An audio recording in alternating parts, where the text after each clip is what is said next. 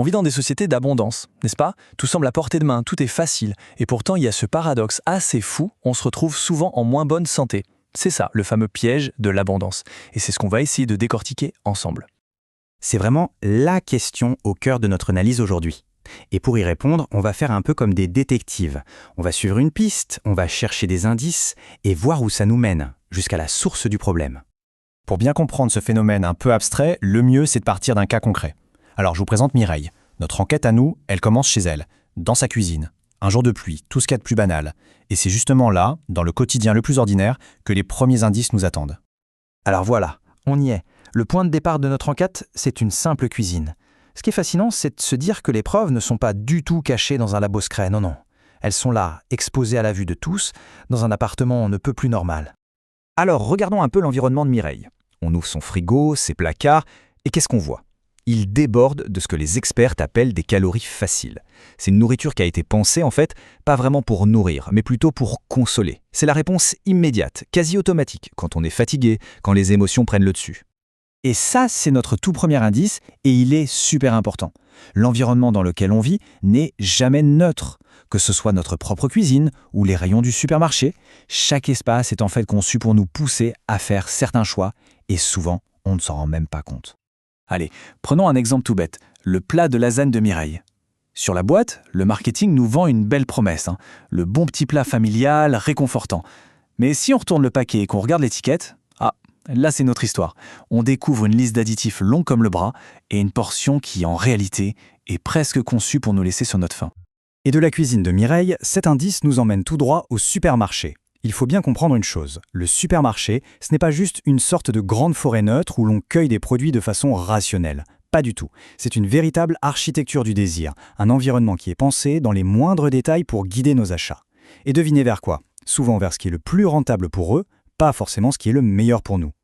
Et les tactiques, elles sont hyper subtiles mais redoutablement efficaces. Vous savez cette bonne odeur de pain chaud qui nous accueille dès l'entrée? Les fameuses promos 2 pour le prix d'un sur les produits transformés, les emballages qui nous embrouillent avec des mots comme light, bio. C'est un peu comme une pluie très très fine. Au début, on ne la sent pas, mais à la fin de la journée, on est complètement trempé. Notre environnement alimentaire, c'est pareil. Il nous imprègne sans qu'on y fasse attention. Allez, on passe au deuxième indice de notre enquête. Et là, on change de sujet. On ne parle plus de ce qu'il y a dans l'assiette, mais de la façon dont on vit. Plus précisément, de la manière dont on a petit à petit complètement retiré le mouvement de notre quotidien. C'est le grand ralentissement. Le contraste est juste saisissant quand on y pense. Imaginez la journée d'un grand-père. L'activité physique, c'était pas un truc à part, c'était intégré dans sa vie de tous les jours. Alors que nous, aujourd'hui, l'activité est devenue une tâche à planifier. C'est une case qu'il faut cocher dans l'agenda, un créneau à bloquer qu'on appelle « aller faire du sport ». Et bien sûr, cette immobilité quasi permanente, ça s'accompagne d'une fatigue chronique. Il y a cette citation qui résume parfaitement la situation. On vit dans une société qui nous vole notre sommeil et nous vend du café. C'est exactement ça. Notre repos est complètement bousculé et du coup, on entre dans ce cercle vicieux où on va chercher un coup de fouet rapide avec du sucre, du café, juste pour tenir le coup. Et il faut dire que nos villes elles-mêmes sont complices de tout ça. Elles ont été pensées et construites pour la voiture, pour la vitesse, pour la commodité. Le résultat, c'est que le mouvement le plus naturel du monde, comme marcher ou faire du vélo, est devenu l'exception. Ce n'est plus la règle. Bon, on aborde maintenant le troisième et dernier indice. Et celui-là, c'est peut-être le plus délicat, le plus complexe. On va parler des facteurs internes, des facteurs sociaux, bref, de toutes ces pressions invisibles qui pèsent lourd sur nos choix et au final, sur nos corps. Écoutez bien la phrase de Mireille.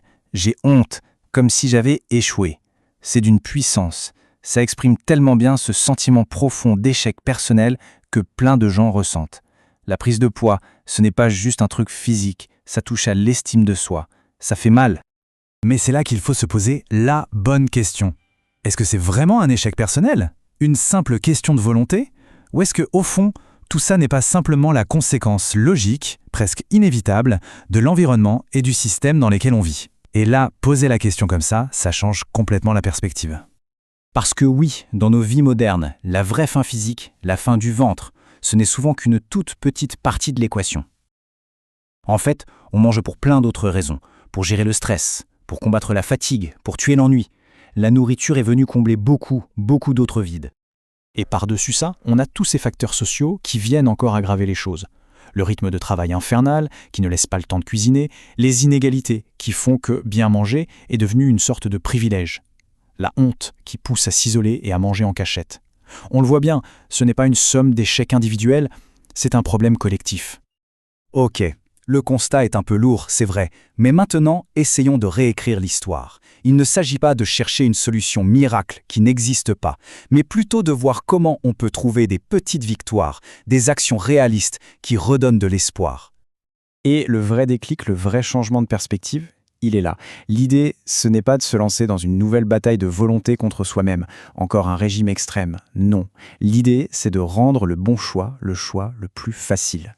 C'est de réorganiser un peu son environnement pour que ça devienne simple. Et pour voir ce que ça donne concrètement, regardons ce qu'a fait Mireille. Franchement, ce ne sont pas des exploits de super-héroïne, ce sont des tout petits pas. Des petites victoires du quotidien. Marcher jusqu'au marché, préparer des soupes à l'avance. Son but, ce n'est pas la perfection, c'est le progrès. Et c'est justement ça qui rend sa démarche si inspirante. Et surtout, si réaliste. Et tout ça, ça nous amène à l'idée vraiment clé de toute cette histoire, la notion de santé collective.